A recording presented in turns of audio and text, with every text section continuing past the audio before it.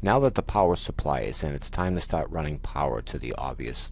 We're going to start with the motherboard first by sending the 24-pin ATX connector to the motherboard. This sends power to the board itself. It's also one of the most easiest things to signify on the board as far as electrical connections are concerned. The connector is flat on one side and round on the other, so it really goes in one way.